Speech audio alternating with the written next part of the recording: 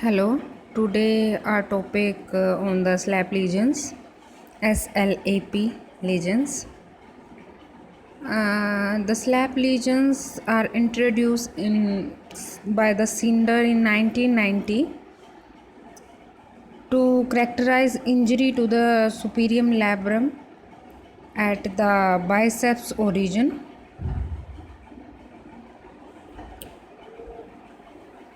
Okay, there are four patterns of injury in this classification system.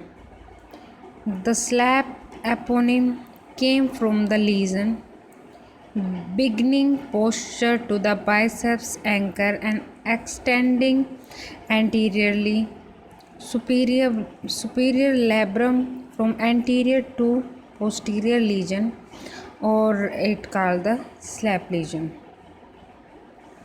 Like in this type 1, then type 2, then type 3, 4, 5.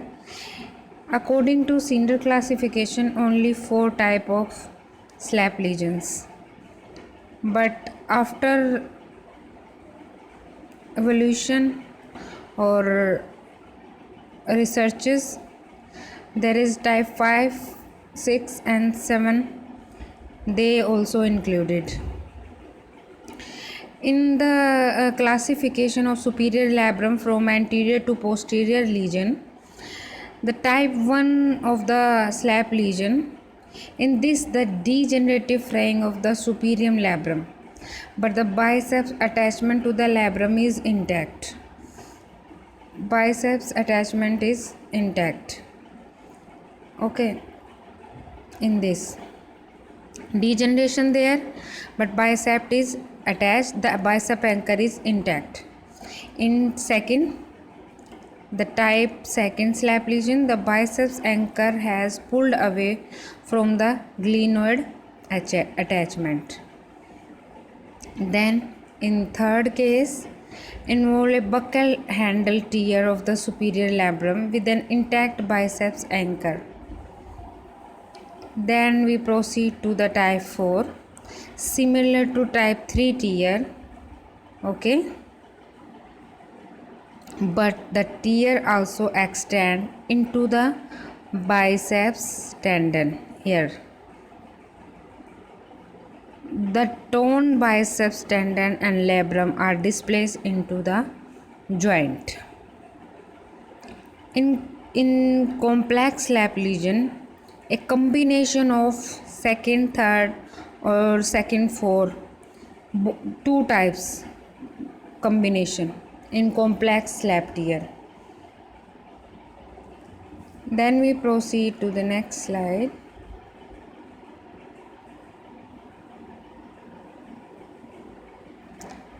And this biceps tendon, biceps tendon is there. Here is humerus, anatomical part, and labrum. Here you see that in first there is some degeneration, second there is pull of the biceps anchor, in third bicep anchor is attached but there is a buccal handle tear, and third there is same as like that of the third. Fourth one is in this the labrum and the tendon is displayed, and in the complex form second, third involved, second, four involved. Next, there is some tendon complex have long been recognized as a potential source of pain and disability when not properly addressed. Disorder of the bicep tendon are particularly problematic in overhead athletes, thrower, those who do activity of lifting overhead. So, as such, problem with the biceps may lead to significant functional disability in both the sport or work environment. Coupled with an improved understanding of anatomy and shoulder biomechanics, Advances in surgical technique have resulted in less invasive and more effective management of biceps tendon disorder associated SLAP lesions. A variety of reported clinical tests attempt to evaluate the proximal biceps complex. There is lots of tests, but the significance of these tests are not in clinical assessments. Due to the difficulty of diagnosis a SLAP lesion with a physical examination, Kim and McFarland state our finding question the diagnostic value of the clinical assessment of SLAP lesion with regard to the bicep tendon. External and internal rotation can change the location of pain with tendon movement.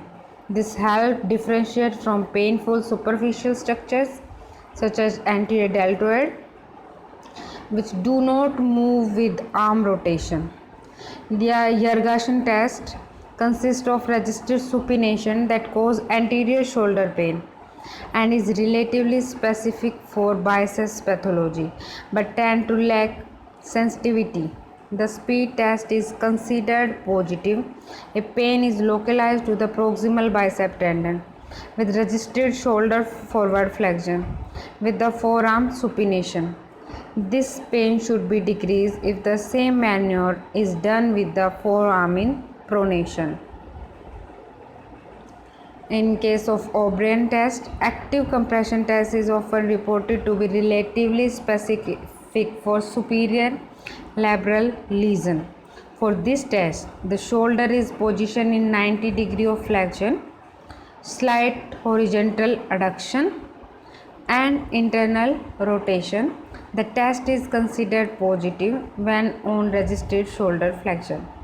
The patient experienced deep or anterior shoulder pain that is decreased when the maneuver is repeated with the shoulder in external rotation. Overall, physical examination findings often do not reveal a specific pain generated and other technique must be used. Tests used for detecting SLAP tear must be performed taking into consideration the context of clinical history and the appropriate patient demographic.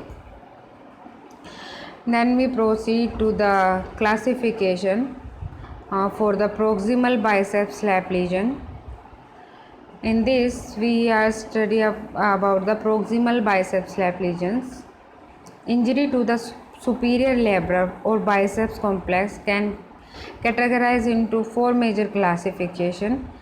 In last slide, we also learned this classification.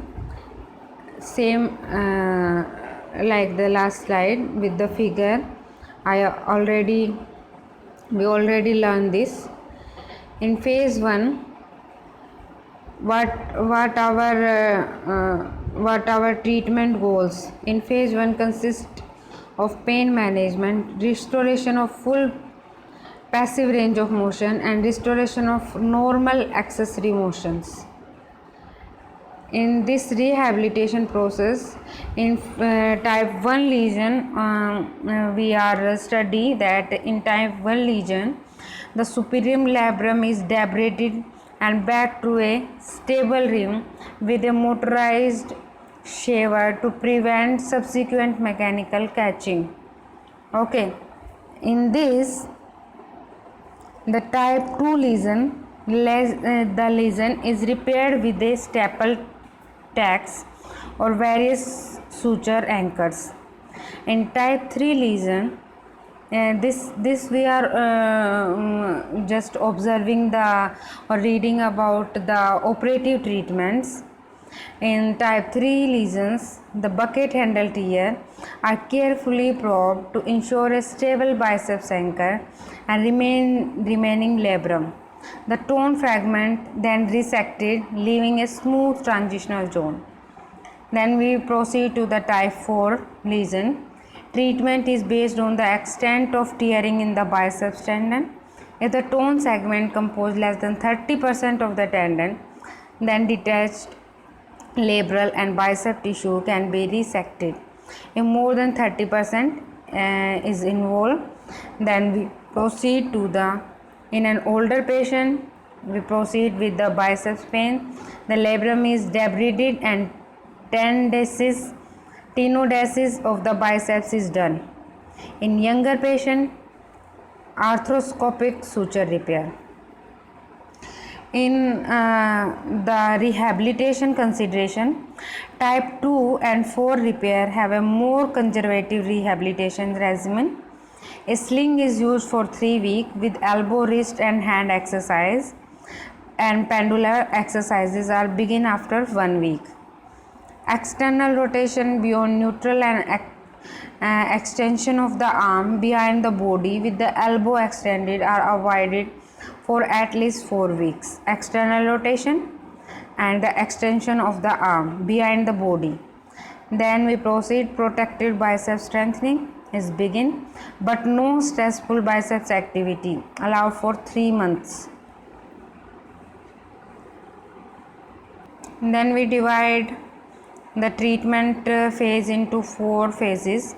In phase 1, there is a pain management and restoration of the full passive range of motion and restoration of the accessory motions. In phase 2, that we consist the active range of motion exercises and early strengthening. In phase 3, entail the rotator cuff and periscapular strengthening exercises with a strong emphasis on enhancing the dynamic stability. Finally, the return to sport phase and focus on power and high speed exercises similarly to the sport specific demands. Then the rehabilitation for the operative management of the SLAP lesions. In operative management, there is a 3 variable which are affect the post-operative rehabilitation form a SLAP lesion repair. First is type of tear, like type 1 tear, type 2 tear, type 3 and 4, because all are different and they have a different operative management, so that rehabilitation process is differ. Type 2 of a surgical procedure, which surgical procedure is done, like in type 1, type 2, type 3, 4, they all are in a different surgical procedures, and the surgeon preferences, what surgeon want from the rehabilitation team. Okay, in general, there is a period of immobilization followed by a progressive range of motion and strengthening. The progress through this phase is governed by the patient's response and the procedure completed. A debridement can be more aggressively rehabilitated than a repair. As mentioned, in phase 1, 0 to 2 week, what we give the gentle sport Podman exercise 3 times per day minimum.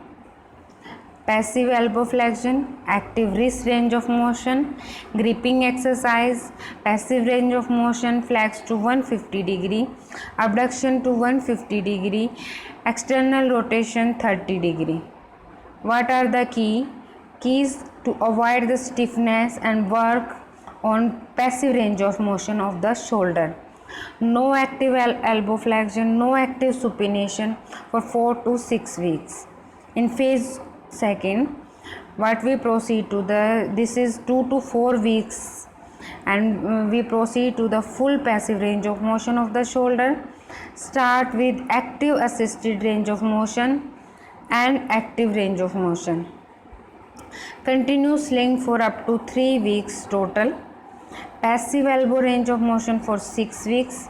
Gentle isometric exercises for external rotation, internal rotation and abduction. No active elbow flexion, no active supination for 4 to 6 weeks.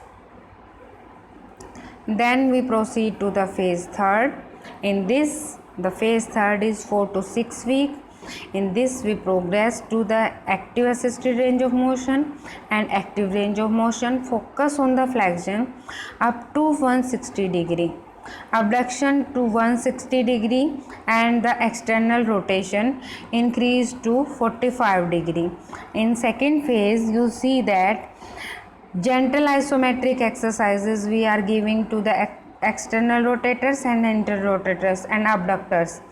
But in this phase we progress to a range of motion which is abduction is 160 degree and external rotation increase to 45 degree. Begin work on the scapular strengthening and the scapular strengthening and RC strengthenings. Program gentle strengthening at this point. Continue to avoid active biceps exercises. No active elbow flexion or active supination for 6 weeks. In this, what are the key? No active elbow flexion or active supination for 4 to 6 weeks. In this, what are the key factors? No active elbow flexion or active supination for 6 weeks. In phase 4, we proceed. This is for 6 to 12 weeks. In this, full range of motion emphasis. Continue with strengthening program. Start focus on in strengthening program what you will prescribe to the patient, that progressively he will progress to the dumbbell exercises or weight bearing exercises, TheraBand exercises, and the pulley exercises. Okay, start focus on sport specific strengthening exercises, like different for the different sport persons, like in tennis or in throwers like javelin throw, football throw, discus throw, or any throwing activities. There is a difference between the strengthening and difference between the strengthening exercises for different sports. Begin push-up progression, wall inclined, knee standards at 10 weeks. Swimming may get in pool with a kickboard only at 3 months. In phase 5, 12 to 16 week, continue with sport specific strengthening exercise and begin a plyometrics training program for throwers, advanced proprioceptive training program, and sports at 12 to 16 week except gentle throwing at 3 months, full velocity throwing at 4 months, overhead serves, volleyball, tennis, or any like javelin throw, discus throw, shot put throw, all after the 4 months, because they need the gentle strength. And after the 6 months, full overhead activities, swimming, overhead for freestyle at 4 months, and the breaststrokes at 3. All these are the rehabilitation process for the SLAP lesion, and you completely understand what are the SLAP lesions. In first phase you see that the bicep tendon is intact, but there is some degenerative changes. In second phase what you see that the bicep tendon is not intact to the labrum, and there is more injury to the biceps tendon. And in the third phase you see that the worsening of the tear. Okay, according to the tear there is a treatment procedure and there is a rehabilitation goal. In your normal client or in your athletes, you have to differentiate the activities and differentiate the treatment according to the player, according to the playing activity, according to the daily activity of your patient. And you have to observe the patient activity, and according to that you have to plan the treatment. But progression of the exercises, progression of the load according to this classification phase wise I given you.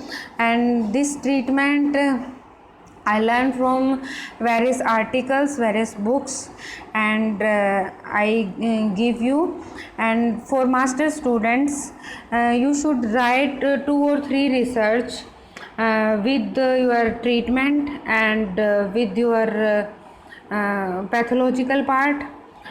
So that will be more marks gaining for you with the when you are answering with the article. And for BPT student, there is normal like you, if you are giving full phase wise treatment or full pathology and anatomy, and giving some figures, then it will be good for your examinations. Thank you so much supporting me. Or please comment me if you want something more, or learning something more. And thank you so much. Please like, share and subscribe my channel.